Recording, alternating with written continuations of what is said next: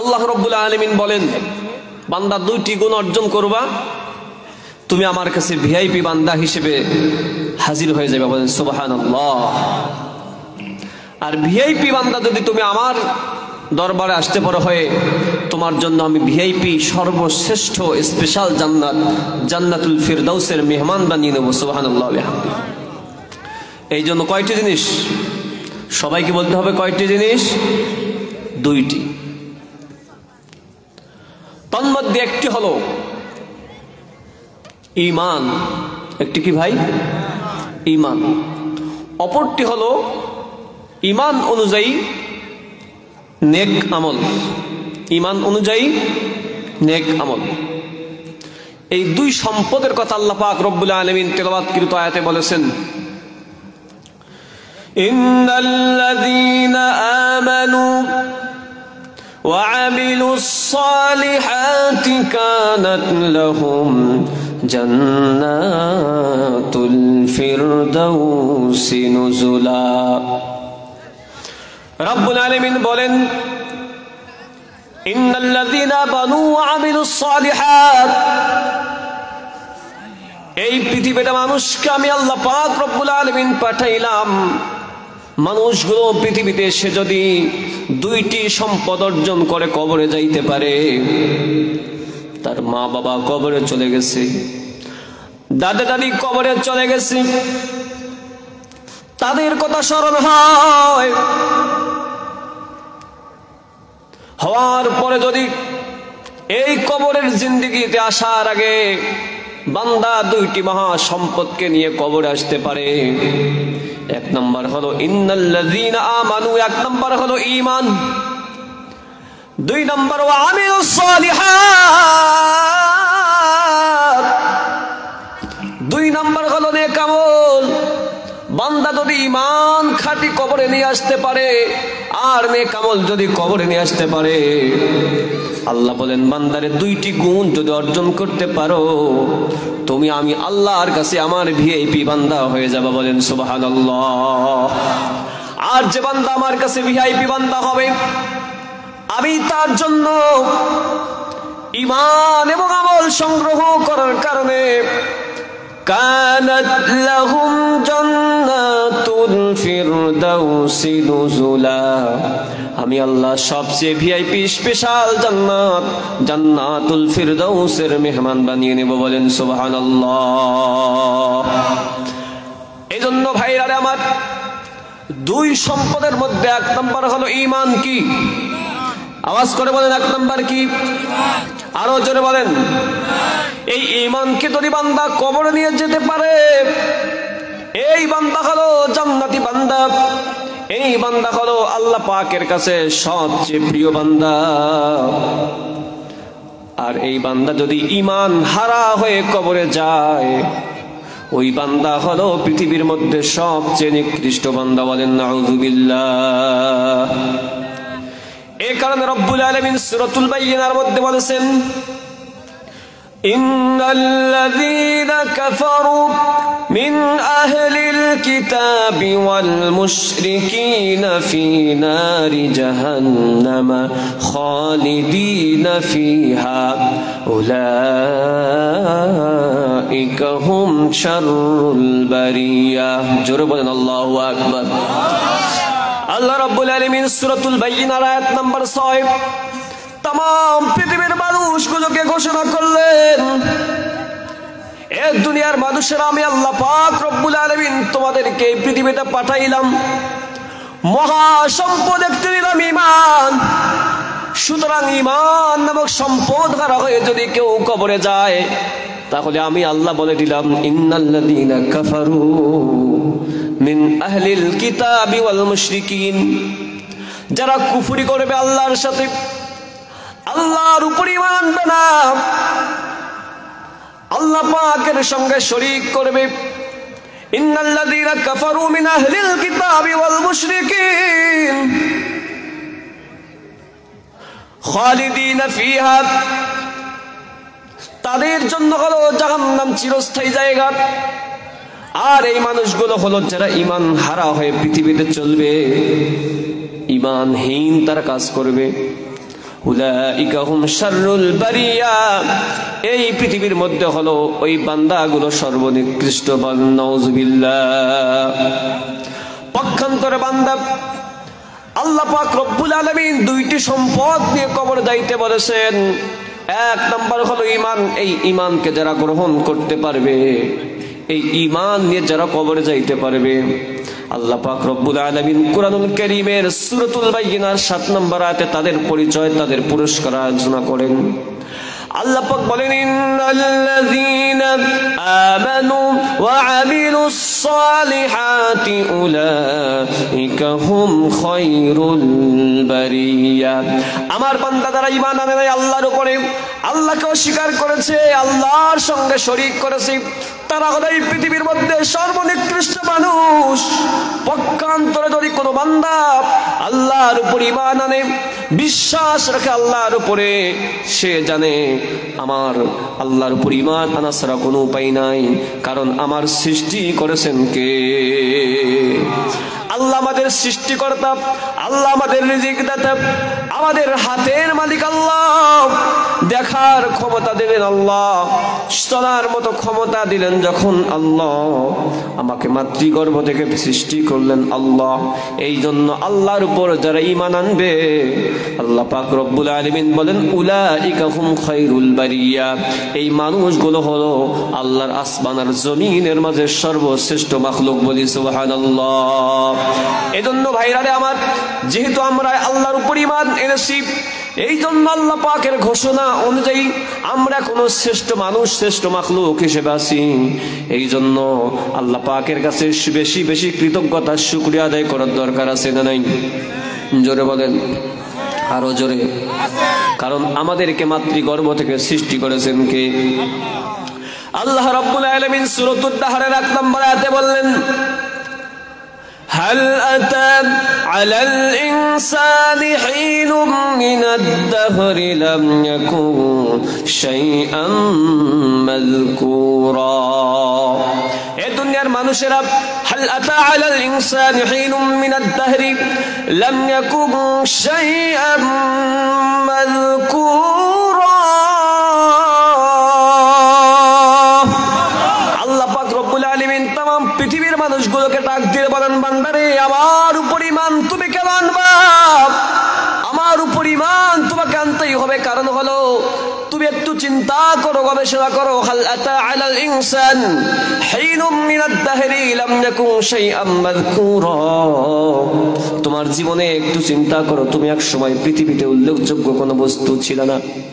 আজকে তুমি বড় বড় পার্সন হয়েছো, ভিআইপি পার্সন হয়েছো, বড় নেতা হয়েছো, এমপি হয়েছো, মন্ত্রী হয়েছো, ইঞ্জিনিয়ার হয়েছো, ডাক্তার হয়েছো, মুফাসসির হয়েছো, মুফতি হয়েছো, মুহাদ্দিস হয়েছো, আলেম হয়েছো, ইমাম হয়েছো, খতিব হয়েছো। কিন্তু গবেষণা করো, তুমি মায়ের গর্ভ থেকে এগুলো কোনো গুণ নিয়ে আসো নাই। সবগুলো রব্বুল আলামিন তোমাকে দান করেছেন। লাম ইয়াকুন শাইআম মাযকুরা, উল্লেখযোগ্য তুমি কোন ব্যক্তি ছিল না। আমি রব্বুল আলামিন, ইন্না খালাকনাল ইনসানা মিন নুতফাতিন আমশাজ নাবতালিহি ফাজআলনাহু সামিআম বাসীরা। এ বান্দা, তুমি কোন উল্লেখযোগ্য বস্তু ছিল না। ইন্না খালাকনাল ইনসান, মানুষকে আমি আল্লাহ সৃষ্টি করলাম, মিন নুতফাতিন আমশাজ।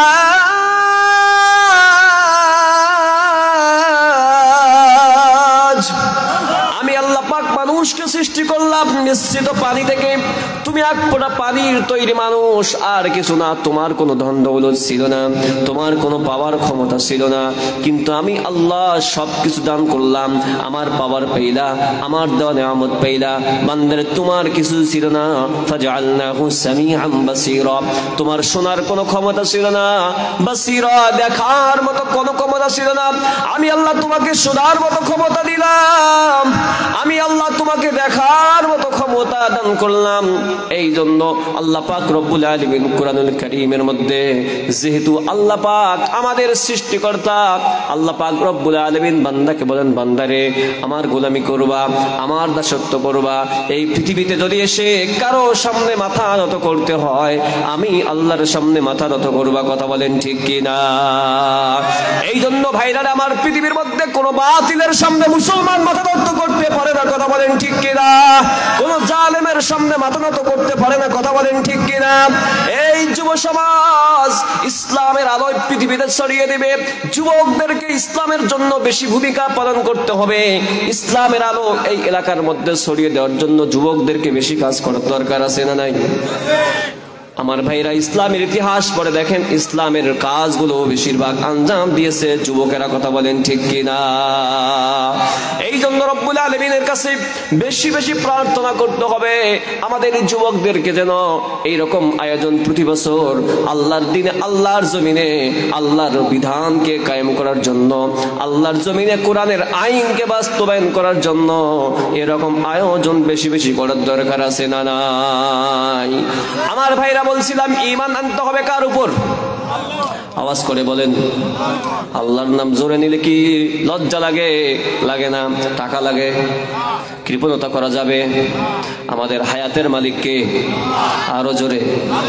আমাদের জীবনের মালিককে, আমাকে মৃত্যুদাতাকে, আবার রিজিক দাতাকে, দেখার ক্ষমতা দিয়েছেন কে?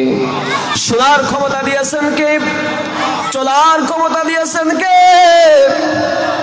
ধরার মতো ক্ষমতা দিয়েছেন কে? সেই আল্লাহর ডাক দেওয়া দরকার আছে না নাই? আল্লাহর জিকির করার দরকার আছে না নাই? এই জন্য আল্লাহ সবগুলো আমাদের দান করলেন। আল্লাহ বলে, বান্দার আমি তোমাকে সবগুলো দান করলাম, সুতরাং ফাযকুরুনি আযকুরকুম, তুমি আমাকে একটু স্মরণ করবা, আমি আল্লাহ তোমাকে সাথে সাথে স্মরণ করবো। বলেন সুবহানাল্লাহ। এই জন্য আল্লাহকে খুশি করার জন্য প্রাণ খুলে একটু জিকির করি, লা ইলাহা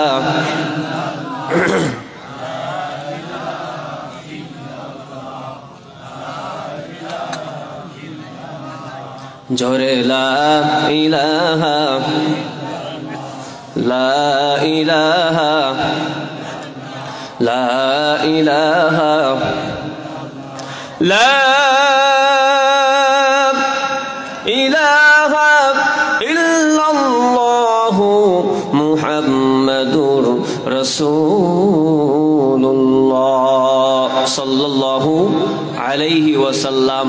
আল্লাহর নবী বলেন, যে ব্যক্তি মান ক্বালা লা ইলাহা ইল্লাল্লাহ, আল্লাহর নবী বলেছেন যে আমার উম্মত ইয়াকিনের সাথে আল্লাহর উপর ঈমান এনে লা ইলাহা ইল্লাল্লাহ যদি দিল থেকে পাঠ করে, দাখালাল জান্নাহ, আমার ওই উম্মত যত বড়ই গুনাহগার হোক না কেন, আল্লাহ পাক রব্বুল আলামিন তাকে একদিন না একদিন তাকে জান্নাতের ভিতরে দান করবেন। বলেন সুবহানাল্লাহ। এই জন্য লা ইলাহা ইল্লাল্লাহর উপর ঈমান আনার দরকার আছে না নাই? ঈমান যদি আমরা গ্রহণ করতে পারি আল্লাহর উপরে, আল্লাহর উপর ঈমান যদি গ্রহণ করতে পারি, আল্লাহ পাক স্পেশাল জান্নাত দিলেন, ভিআইপি জান্নাত দিলেন, জান্নাতুল ফিরদাউস। আল্লাহ পাক রব্বুল আলামিন শুধু তাই নয়, যা আল্লাহর উপর ঈমান আনতে পারবে, যারা আল্লাহর উপর ঈমান এনে কবরে যাইতে পারবে, আল্লাহ পাক তাদের কবরের আযাব মাফ করে দিবে। বলেন সুবহানাল্লাহ। আমার ভাইরা, এই জন্য পৃথিবীর মধ্যে সবচেয়ে মহা সম্পদের নাম হলো ঈমান। জোরে বলেন কি? এই ঈমান এবং ইসলাম আমাদেরকে আল্লাহ পাক দান করেছেন। আল্লাহর কাছে আমরা মায়ের গর্ভে থাকা অবস্থায় আল্লাহর কাছে আবেদন করছি।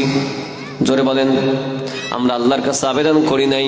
আমাদেরকে আল্লাহ পাক দরখাস্ত ছাড়াই ইসলামের ঘরে, মুসলমানের ঘরে জন্ম দিয়েছেন।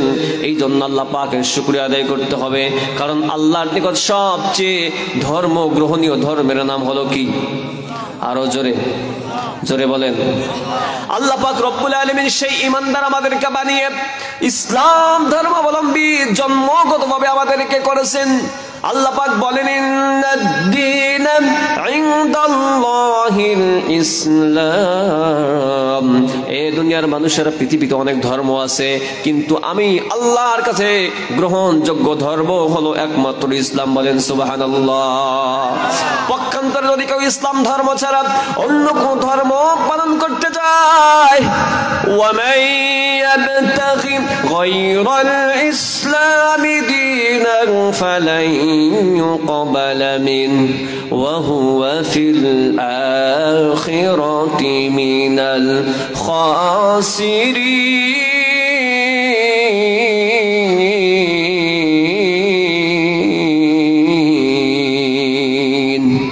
আল্লাহ পাক বলেন ওয়ামান ইয়াবতাগি গায়রাল ইসলামি দীনান, এই পৃথিবীতে আমি আল্লাহর কাছে গ্রহণযোগ্য ধর্ম হলো ইসলাম। ইসলাম ধর্মকে বাদ দিয়ে যদি কেউ অন্য কোন ধর্মকে অন্বেষণ করে, মাইয়াবতাগি গায়রাল ইসলামি দীনান, অন্য কোন ধর্মকে যদি ইসলাম ধর্ম ছাড়া দিন হিসেবে ধর্ম হিসেবে গ্রহণ করে, অনুসন্ধান করে, তালাশ করে, ফালান ইউকবালা মিনহু, তাদের থেকে কোশ্চেন কালো সেই ধর্ম আমি আল্লাহ গ্রহণ করব না। আর ওয়া হুয়া ফিল আখিরাতি মিনাল খাসিরিন,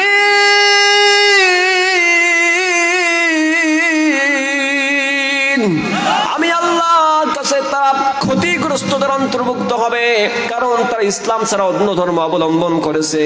এই জন্য ভাইরারে, আমাদের এই ইসলাম এবং ঈমানের হেফাজতের দরকার আছে না নাই? আরো জোরে বলেন, ইসলামের হেফাজতের দরকার আছে না নাই? ঈমানের হেফাজতের দরকার আছে না নাই? আমার ভাইরা, কিন্তু আজকে এই পৃথিবীতে ঈমান থেকে মানুষকে বিচ্যুত করার জন্য, মুসলমানদেরকে ঈমান হারা করার জন্য পায়তারা চলছে কি চলে না? জোরে বলেন। ঈমান থেকে মানুষকে দূরে সরার জন্য পায়তারা চলছে। এই বাংলার জমিনে মুসলমানদের ঈমানকে নষ্ট করে দেওয়ার জন্য অনেক সংগঠন চালু হয়েছে। তন্মধ্যে একটি সংগঠনের নাম হচ্ছে খ্রিস্টান মিশনারি। নাম কি? আরো জোরে। খ্রিস্টান মিশনারি। তারা বলবে, ভাই আপনি কি মুসলমান? যে ভি, আমি মুসলমান। বলে, মাশাআল্লাহ আপনি মুসলমান, আমিও তো মুসলমান, আমিও মুসলমান, তবে আমি হলাম ঈসাই মুসলমান। কি মুসলমান? আপনি বলবেন আমি তো মুসলমান, তবে ঈসাই মুসলমান, একটা শব্দ যোগ করলে ভাই এটা কোনো সমস্যা নেই, নো প্রবলেম, এখানে কোনো সমস্যা নেই। আসলে ঈসাই মুসলমান আর খালি মুসলমানের পার্থক্য আছে না নাই? ঈসাই মুসলমান হচ্ছে আমি খ্রিস্টান মার্কা মুসলমান, আমি খ্রিস্টান মার্কা মুসলমান। যারা বলেন নাউজুবিল্লাহ। এইভাবে মুসলমানদের ঈমানকে নষ্ট করার জন্য এই বাংলার, বিশেষ করে প্রত্যন্ত এই কুড়িগ্রাম ডিস্ট্রিক্টে খ্রিস্টান মিশনারিরা বেশি বেশি কাজ করে। মুসলমানদেরকে ঈমান হারা করার জন্য আল্লাহ পাক যে মহা সম্পদ দান করেছেন, এই মহা সম্পদকে যেন পৃথিবী থেকে কবর পর্যন্ত না নিয়ে যেতে পারে, এই জন্য খ্রিস্টান মিশনারিরা কাজ করছে। লক্ষ লক্ষ টাকা তারা ব্যয় করছে। দেখবেন বিভিন্ন সময় ত্রাণ দেয়, বিভিন্ন সময় গরু দেয়, বিভিন্ন সময় আপনাকে সাহায্য সহযোগিতা করে, কিন্তু এর মাধ্যমে এক পর্যায়ে গিয়ে তারা মুসলমানদেরকে খ্রিস্টান মিশনারিতে তারা যোগ দেওয়ার জন্য তাদেরকে কৌশলে ষড়যন্ত্র করে ঈমান হারা করে। এই জন্য মুসলমান ভাইরা আমার, আজকে এই পৃথিবীতে আমি যদি আল্লাহ পাক আমাকে জন্মসূত্রে ঈমানের ঘরে জন্ম দিয়েছেন, ইসলামের ঘরে জন্ম দিয়েছেন, এই জন্য আমাকে ঈমান হারা হয়ে যাওয়া যাবে না। সুতরাং এই ঈমানকে হেফাজত করার দরকার আছে না নাই? এই ঈমানি আন্দোলন করার দরকার আছে না নাই? এই ইসলামী আন্দোলন করার দরকার আছে না নাই? এই জন্য মুসলমান, আমি যদি কবর ঈমান নিয়ে যেতে চাই, আল্লাহ পাক যে মহা সম্পদ দান করেছেন ঈমান, এই ঈমানকে যদি কবর দিয়ে যেতে চাই, তাহলে আমাকে মুসলমানকে যদি ফাঁসির কাস্টে ঝুলানো হয়, তবুও মুসলমান ঈমান হারা হতে পারে না। কথা বলেন ঠিক কিনা? মুসলমানকে যদি আগুনে পুড়িয়ে ছাই করে দেওয়া হয়, মুসলমানকে যদি জবাই করে টুকরা টুকরা করে ফেলা হয়, মুসলমানকে যদি তাকে বাড়ি দ্বারা পরিবারহীন করা হয়, তাকে যদি জেলখানায় সারা জীবন ভাবে জেলখানায় বন্দী করে দেওয়া হয়, মুসলমান ঈমান থেকে চুল পরিমাণ সরে যেতে পারে। এই জন্য আমরা কে কে রাজি আছি, আমাদের জীবন যতদিন বাঁচবে, আমাদের হায়াত যতদিন আছে, ততদিন পর্যন্ত আমার ঈমান নিয়ে হেফাজতের জন্য, ঈমানকে আমার রক্ষা করার জন্য, এই বাংলাদেশে নয় গোটা বিশ্বের বুকে ঈমানি আন্দোলনের জন্য আমাদেরকে জীবন দিতে হবে, রক্ত দেওয়া হলে রক্ত দিতে হবে, ঘাম ঝরাতে হলে ঘাম ঝরাতে হবে। মুসলমান প্রয়োজন আমাদেরকে হক্কানি উলামায়ে কেরাম এই বাংলাদেশের মধ্যে আমরা অনেক দেখেছি। এখন আমরা একমাত্র ইসলামী রাষ্ট্র কায়েম করতে চাই। কথা বলেন ঠিক কিনা? আমরা ঈমান চাই বাংলাদেশে ঈমানদার যেন তারা ঈমান প্রদান করতে পারে, মুসলমানরা ইসলাম নিয়ে জীবন যাপন করতে পারে। সুতরাং বাংলার জমিনে ইসলামে কায়েম করার জন্য, ঈমানি আন্দোলন করার জন্য, আল্লাহর জমিনে আল্লাহর আইনকে বাস্তবায়ন করার জন্য হক্কানি উলামায়ে কিরাম যদি আমাদেরকে কখনো যদি ময়দানে লাফিয়ে পড়তে বলে, তাহলে আমরা নিজের তাজা রক্তকে ঢেলে দিয়ে আল্লাহর জমিনে আল্লাহর কোরআন আইন বাস্তবায়ন করার জন্য কে কে রাজি আছে আল্লাহকে হাত তুলে রাখা।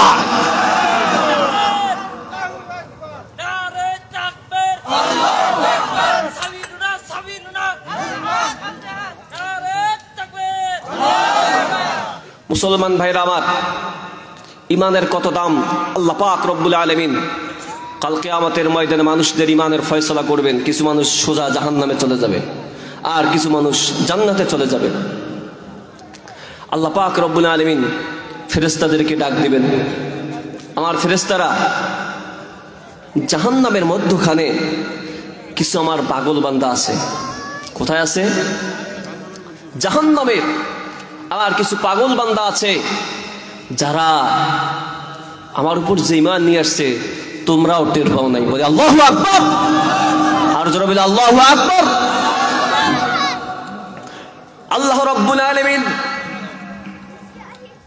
মানুষের ফয়সালা করে দেওয়ার পরে কিছু মানুষ জান্নাতি হয়ে যাবে আর কিছু মানুষ জাহান্নামী হয়ে যাবে। জাহান্নামীরা জাহান্নামে চলে যাবে। জাহান্নামের ভিতরে তারা কষ্ট কেলে সহ্য করতে পারবে না। চোখ দিয়ে অশ্রু প্রবাহিত হতে হতে চোখের পানিগুলো শেষ হয়ে যাবে। চোখ দ্বারা অশ্রু প্রবাহিত হবে না, রক্ত যারা শুরু হয়ে যাবে।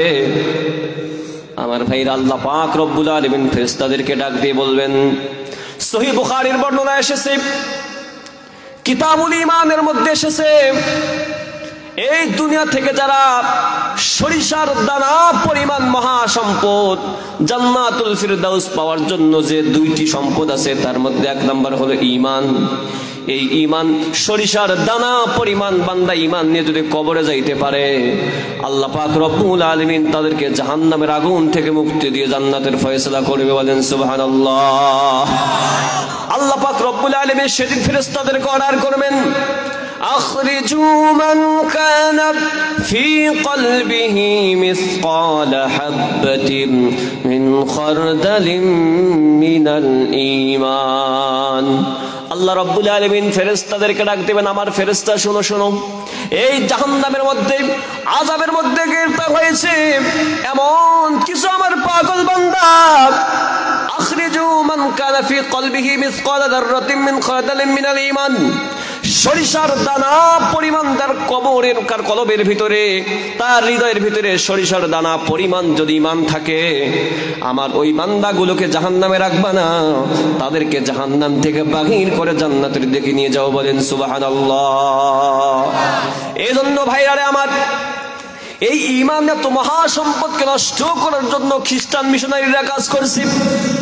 ঈমানকে নষ্ট করার জন্য এই দুনিয়াতে কাদিয়ানী নামক একটি ফিরকা কাজ করছে, যারা বলে ঈমানকে নষ্ট করার জন্য, মুসলমানদের ঈমান হারা করার জন্য তারা বলে তোমরা মুসলমান ঠিক আছে, তবে হলাম আমরা আহমদী মুসলমান। বলেন নাউজুবিল্লাহ।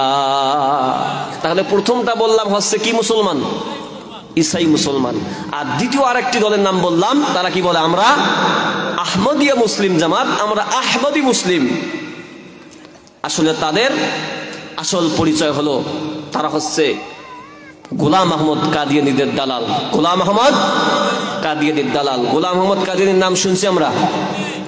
আমার ভাইরা, ঈমান আনতে হবে কয় জিনিসের উপরে? আল্লাহ পাক রব্বুল আলামিন এক নম্বর আল্লাহর উপর ঈমান নিয়ে আসতে হবে। আমরা সকলেই নুরানির বাচ্চাদেরকেও যদি জিজ্ঞাসা করা হয় ঈমান তো আনতে হবে, কয় জিনিসের উপর ঈমান আনতে হবে? ছোট ছোট নুরানির বাচ্চাগুলো আপনাকে জানাই দিবে আমানতু বিল্লাহ। বলি সবাই, বলি আমরা আমানতু বিল্লাহি ওয়া মালাইকাতিহি ওয়া কুতুবিহি ওয়া রুসুলিহি ওয়াল ইয়াউমিল আখির ওয়াল কদরি খায়রিহি ওয়া শাররিহি মিনাল্লাহি তাআলা ওয়াল বা'সি বা'দাল মাউত। আমার ভাইরা ঈমান আনতে হবে কয় জিনিসের উপর? প্রথম ঈমান আনতে হবে আমানতু বিল্লাহ, এক নম্বর আল্লাহর উপর ঈমান আনতে হবে। আল্লাহ সব কিছু করনেওয়ালা জাত কে? আল্লাহর কোন শরীক আছে? আল্লাহর কোন শরীক নাই। ওয়াহদাহু লা শারীকা লাহু, আল্লাহ হলেন একক অদ্বিতীয়। আল্লাহর উপর ঈমান আনার সর্বশ্রেষ্ঠ সর্বপ্রধান রকম হলো আল্লাহকে এক বলে স্বীকার করা। কতজন? আল্লাহকে এক বলে স্বীকার করা। সুতরাং এই পৃথিবীতে যদি কেউ আল্লাহকে এক বলে স্বীকার না করে, সেই মাখলুকটা হলো আল্লাহর আসমানের নিচে জমিনের উপরে সর্বনিকৃষ্ট মাখলুক। ভাইরা আমার, সকলেই জানি হযরত বিলাল হাবশী রাদিয়াল্লাহু তাআলা আনহুর ঘটনা।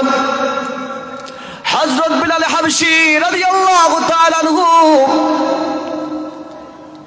হাবশী একজন গোলাম ছিলেন, কিন্তু আল্লাহ পাক তার মর্যাদা এত বৃদ্ধি করেছেন, আল্লাহ রাসূল সাল্লাল্লাহু আলাইহি ওয়াসাল্লাম তাকে জান্নাতি সুসংবাদ প্রাপ্ত সাহাবী বলেছেন। বলেন সুবহানাল্লাহ। বিলাল হাবশী রাদিয়াল্লাহু তাআলা আনহুর ঈমান কেমন ছিল? মজবুত। তাকে যখন মরুভূমির উত্তপ্ত বালুর উপর শোয়াইয়া বুকের উপর পাথর চাপা দেয়া হলো, আর বিলাল হাবশীকে বলা হলো, বিলাল তুমি যদি আল্লাহকে এক অদ্বিতীয় বিশ্বাস না করো, তুমি যদি আল্লাহকে না মানো, তাহলে তোমাকে আজাদ করে দেওয়া হবে, তোমাকে এই কষ্ট থেকে মুক্তি দেওয়া হবে। আমার ভাইরা সকলে বলুন তো দেখি, বিলাল হাবশী রাদিয়াল্লাহু তাআলা আনহু ঈমানকে হেফাজতের জন্য, ঈমানকে রক্ষা করার জন্য তিনি জীবন যাবে সেদিকে কোনো খেয়াল করেছেন? করেন নাই। বরং তিনি বলেছেন আহাদুন আহাদুন আহাদুন। কথা বলেন ঠিক কিনা? কারণ আল্লাহ কতজন? কতজন? আরো জোরে, আল্লাহ কতজন? একজন। আপনার স্ত্রী যদি বলে, স্বামী গো আপনি আমার স্বামী আছেন, আমি আর একটা স্বামী ধরতে চাই, মাথা খারাপ হবে কি হবে না? কথা বলেন না কেন? আপনার স্ত্রী মনে করেন খুব আপনাকে ভালোবাসে, কিন্তু একদিন হঠাৎ করে বলছে আপনাকে আমি খুব ভালোবাসি, তবে আপনাকে ছাড়া আরো একজন আমার প্রয়োজন আছে। মনে করুন, তাহলে আপনার মাথা ঠিক থাকবে নাকি মাথা তার তো সব ছিঁড়ে যাবে? ছিঁড়ে যাবে না। কারণ কি? কারণ হলো ওই স্ত্রীকে জন্য সমস্ত কিছু দায়ভার আপনি নিয়েছেন, তার জন্য সব কিছুর ব্যবস্থা আপনি করেন, তার খানা পিনা পোশাক পরিচ্ছদ সব কিছু আপনি দেন। কথা বলেন ঠিক কিনা? এই কারণে সামান্য কিছু স্ত্রীকে দাওয়াত করে, স্ত্রী যদি আপনাকে বলে আপনি স্যার আমার দ্বিতীয় একজন স্বামীর দরকার, তাহলে আপনি যেমন সহ্য করতে পারেন না, আল্লাহ পাক রব্বুল আলামিন বান্দারে তোমাকে সৃষ্টি করলেন, তোমাকে থাকার মতো জায়গা দান করলেন, তোমাকে খাওয়ার মতো রিজিক দান করলেন, তোমাকে দেখার মতো ক্ষমতা দান করলেন, তোমাকে শোনার মতো ক্ষমতা দান করলেন, তোমাকে ধরার মতো ক্ষমতা দান করলেন, তোমাকে চলার মতো ক্ষমতা দান করলেন। আল্লাহ পাক রব্বুল আলামিন তোমার জন্য এত কিছু করার পরেও তুমি যদি আল্লাহকে এক না বলে দুইজন মানো, তাহলে এই আল্লাহ পাক আমাদের উপর নারাজ হবে কি হবে না? এই কারণে রব্বুল আলামিন কোরআনুল কারীমের ভিতরে বলেছেন, এই পৃথিবীতে আল্লাহকে এক বলে ঈমান আনতে হবে।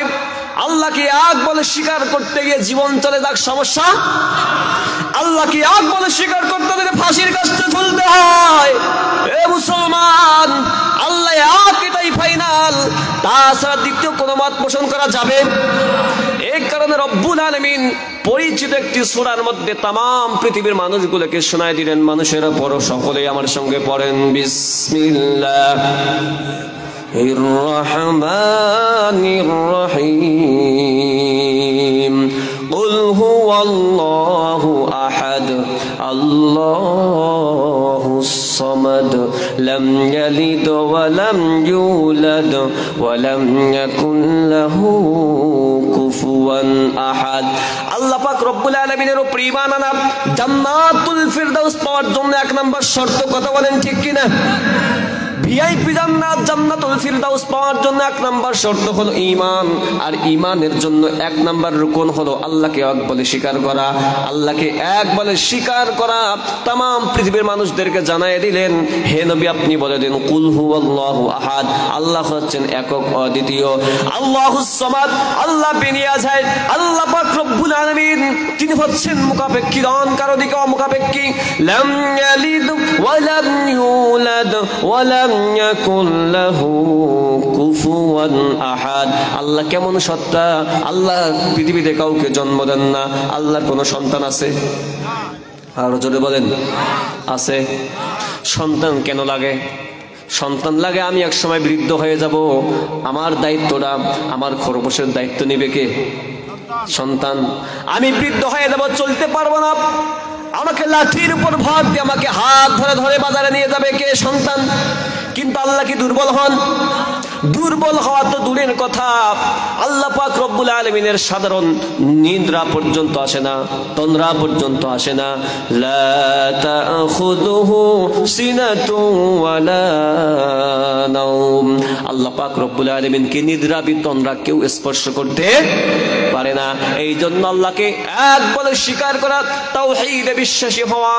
আল্লাহ পাক রব্বুল আলামিন কুরআনুল কারীমের মধ্যে বলেন, লাউ কানা ফীহিমা আলিহাতুন ইল্লাল্লাহু লাফাসাদাতা। এই দুনিয়ার মানুষেরা যখন শোনো, এই বাংলাদেশের সরকার কতজন হয়? সরকার হয় একজন, কিন্তু একাধিক হইতে চায় কি চায় না?